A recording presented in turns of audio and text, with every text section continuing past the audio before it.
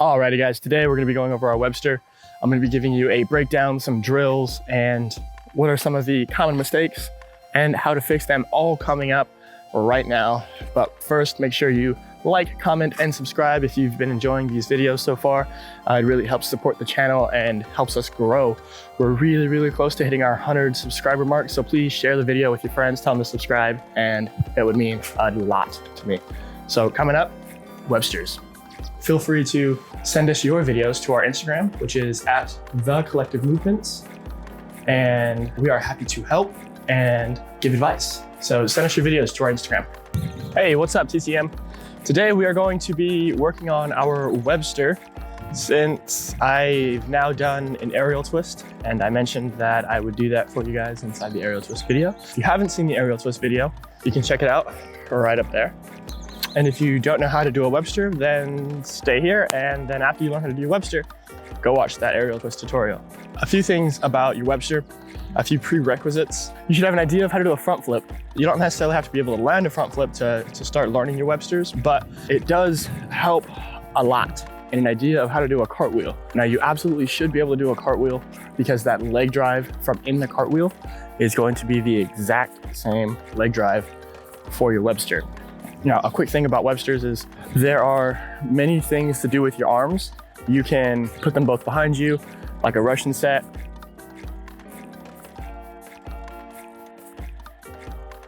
You can throw the ball, be the ball.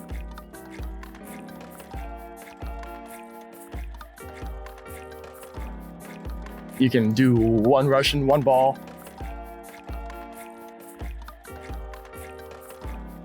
It's actually pretty interesting at how many different ways there are to set your arms and still get the same result. So I'm gonna teach you my way, but just note that there are dozens of different ways to do Websters.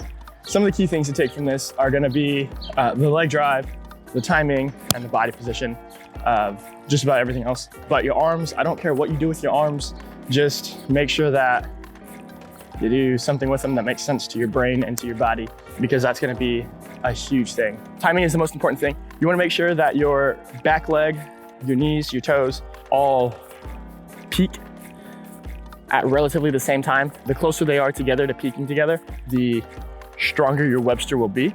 And as soon as your front foot comes off the floor, that's when you start to round and hollow out your belly, okay? So it's this right here. You're trying to, what a hollow is, you're trying to suck your belly in. Notice how my foot is in front of me and my back leg is bent behind me. So I have my weight on my back leg right now. Now, as I do this, I'm going to start prepping my arm position. In my case, I like to come back here. I swing my arms forward, rock my hips towards my foot. My right knee stops above my ankle, okay? So I go here, right knee stops above my ankle.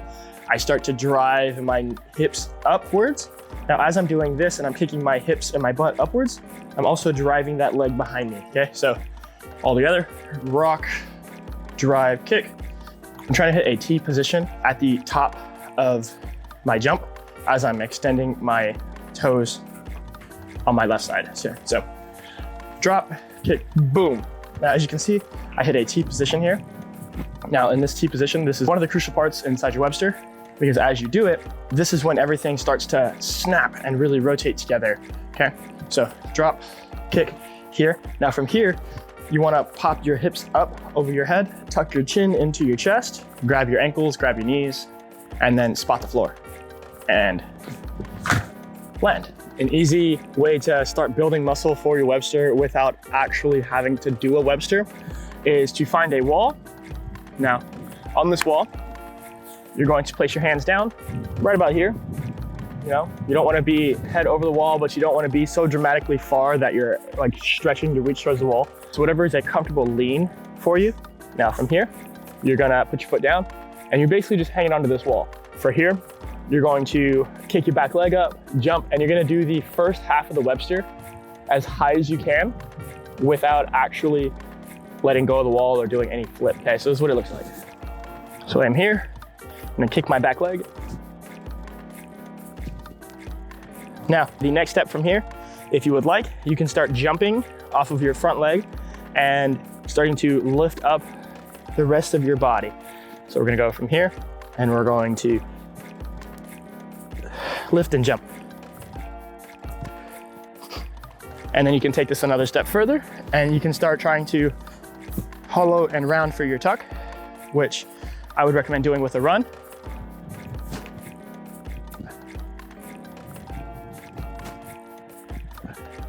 Notice how I'm not tucking my chin and I'm actually keeping my chin open.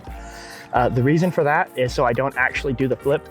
If I start to tuck my chin in, then my spine and my stomach will start to do everything else, right? Because it'll start to round, and I don't want that. For you guys, I want you to do the flip.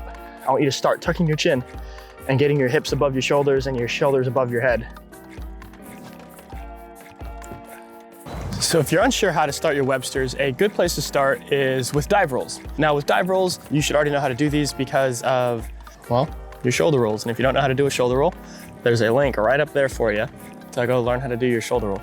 Now this dive roll is gonna be a little bit different. It's going to be an axe dive roll, or you can even just start like your Webster and kick your back leg up. You don't necessarily have to do the axe version of it. I will demonstrate both right now for you. But basically the idea with this is to get used to driving that leg, getting your hips up over your head, and then basically just doing your front flip or your Webster as a progression.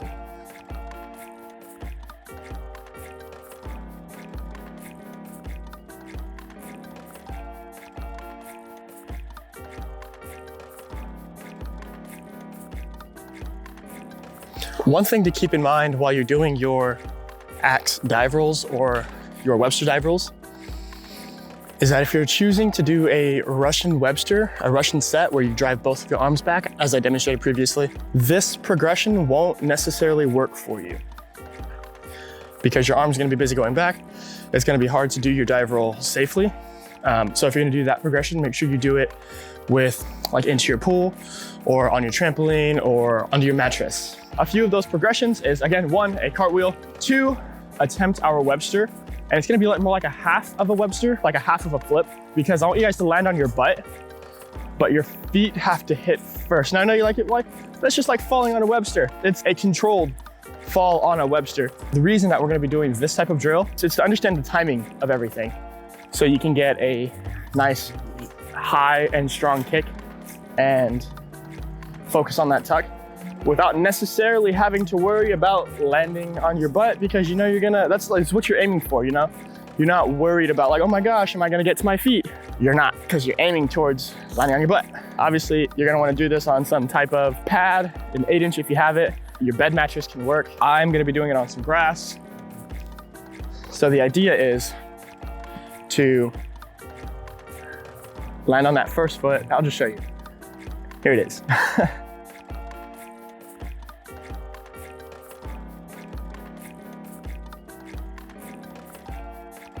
One other thing is you can start a bit higher off of stuff and slowly work your way down, which I think is a great way to build muscle for the trick and an understanding for the trick.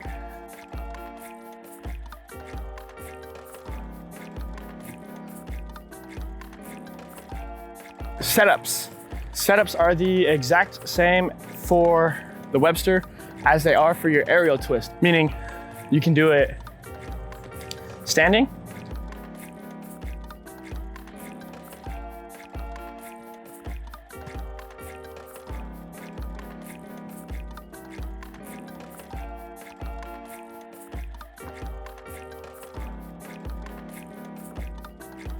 you can do it with a gather step,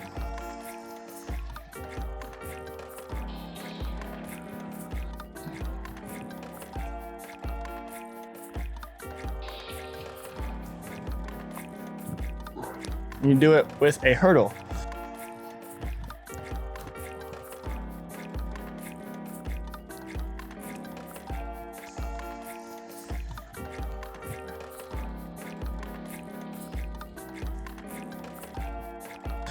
Much like with the aerial, I recommend doing it with a hurdle because you can see the power difference. I'm able to block much more.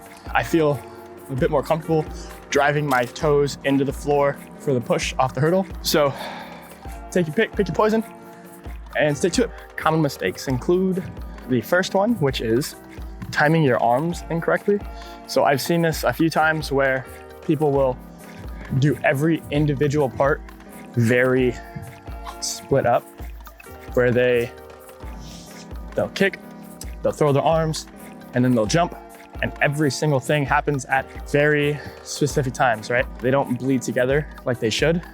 So they have a timing issue. The way to fix this is honestly is just practice. Having a friend that can cue you for things might help, or you just take a video and compare it to my Webster if you'd like.